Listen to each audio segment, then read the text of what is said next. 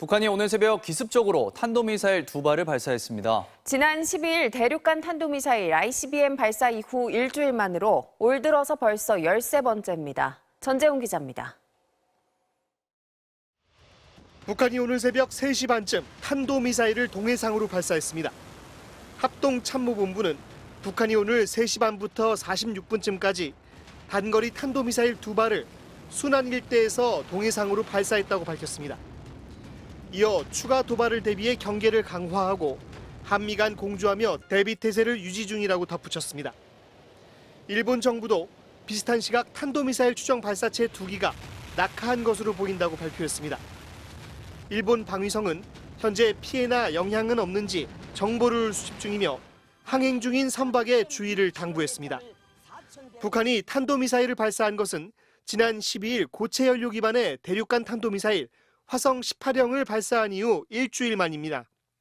기습적인 북한의 미사일 도발은 서울에서 열린 한미 양국의 핵 협의 그룹에 대한 반발 차원으로 분석됩니다.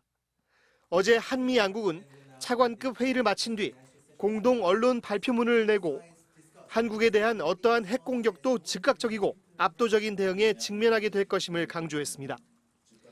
핵 협의 그룹 개최를 맞아 미국 오하이오급 핵추진 탄도 유도탄 잠수함 켄터키함도 부산 작전기지에 입항하기도 했습니다. 핵 협의 그룹과 관련해 북한 김여정 노동당 부부장은 그제 저녁 담화문을 내고 한미 확장 억제 강화를 강하게 비난했습니다. 김 부부장은 미국이 확장 억제 체제를 강화할수록 북한은 회담 탁자로부터 더욱 멀어지게 만들 뿐이라고 반발한 바 있습니다. MBC 뉴스 전재홍입니다. 어제 저녁 부산엔 시간당 60mm가 넘는 강한 비가 쏟아졌습니다. 폭우가 만조 시간과 겹치면서 도로와 가게가 침수되기도 했습니다. 조민희 기자입니다. 빗줄기가 퍼붓듯 세차게 내리자 도로가 금세 물에 잠깁니다. 해마다 침수 피해가 반복되어 온 동천 인근의 한 아파트에는 물이 사람 무릎까지 들어찼습니다. 그래서 역류를 해가지고 여기가 물이 가득 찼어요. 이제 대피하실 분은 대피하시라 하고 이제 나머지 분들은 또 이제 급하면은 2층 계단으로 올라갔구만. 특히 어제 부산 영도구에는 시간당 60mm가 넘는 강한 비가 쏟아졌습니다. 순식간에 쏟아진 비가 만조 시간과 겹치면서 피해를 키웠습니다. 부산항대교 입구 도로가 침수되면서 차량 출입이 전면 금지되고 인근 점포들에도 빗물이 손쓸 새 없이 들이닥쳤습니다.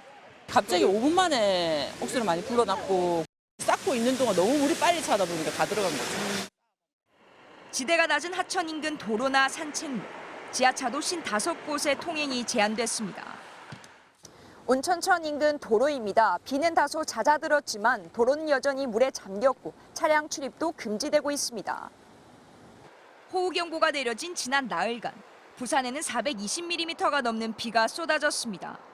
이 때문에 110여 건이 넘는 피해 신고가 소방본부에 접수됐고 집안 붕괴와 침수 우려로 130가구 218명이 대피했습니다.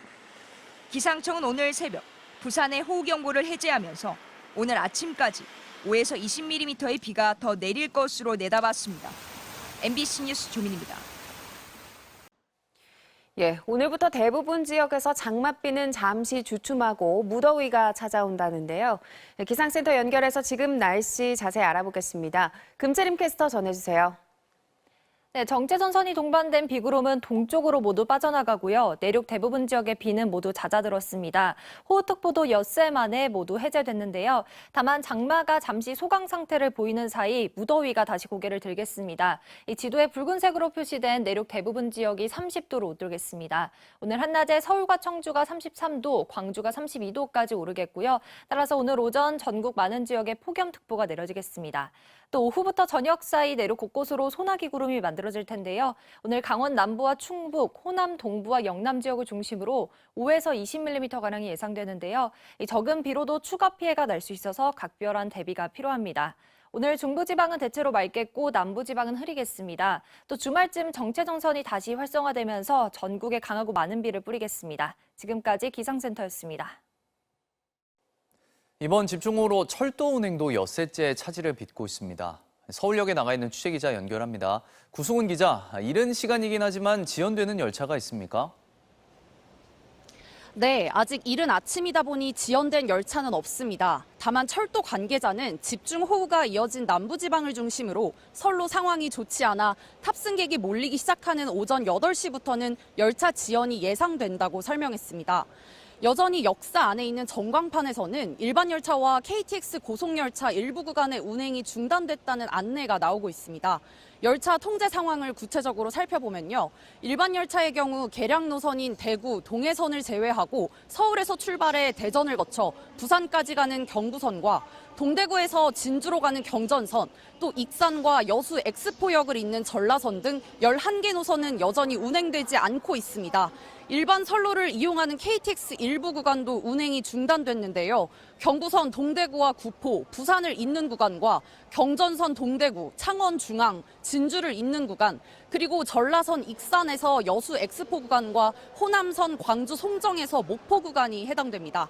수일간 이어진 집중호우로 흙더미가 쏟아지거나 산사태가 일어날 수 있어 선제적으로 운행을 중단한 건데 고속선로를 이용하는 구간은 정상적으로 운행 중입니다. 한국철도공사는 KTX와 SRT 일반 선로 구간의 경우 비가 그치면 현장 점검을 한 뒤 운행 여부를 판단하겠다는 계획입니다. 철도 정상화까지는 시간이 걸릴 것으로 보입니다. 특히 노반이 유실된 영동선과 충북선은 길게는 2달간 복구 작업이 필요한 상황입니다. 열차 이용객은 당분간 운행 정보를 미리 확인하고 역에 나오셔야겠습니다. 서울 지역 도로는 대부분 통행이 복구된 가운데 잠수교는 아직 통행이 금지된 상태입니다. 지금까지 서울역에서 전해드렸습니다.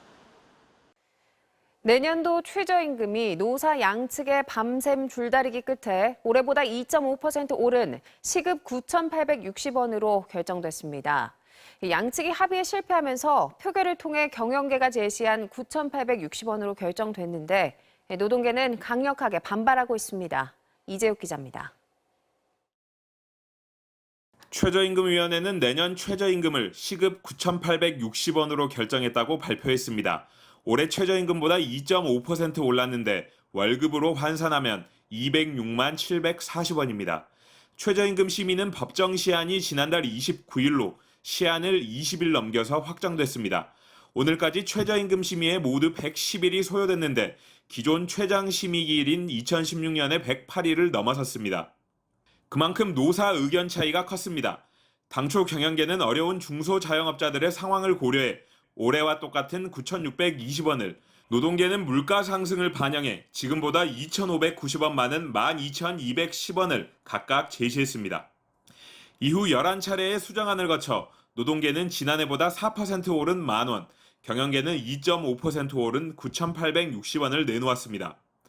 노사 자율합의에 이르지 못하자 노사와 공익위원까지 참여하는 전체 투표로 노사 최종 안중 결정하기로 했고 결국 경영계안 17표, 노동계안 8표, 기권 1표로 경영계안으로 최종 결정됐습니다. 노동계는 이번 결과에 대해 크게 반발했습니다. 근로자위원이었던 김준영 한국노총 금속노련 사무차장이 막루 농성을 벌이다 구속돼 근로자위원회 숫자가 1명 적은 상황인데 그대로 투표가 진행됐기 때문입니다. 게다가 공익위원 대부분 경영계안에 손을 들어 노동계는 최저임금위원회가 독립적으로 운영되지 못했다고 비판했습니다. 이번 최저임금은 사상 처음으로 시급 10,000원 시대를 열지 관심이 집중됐지만 결국 10,000원의 벽을 넘지 못했습니다. 오늘 결정된 최저임금은 행정 절차를 거쳐 오는 8월 5일 안에 고시됩니다.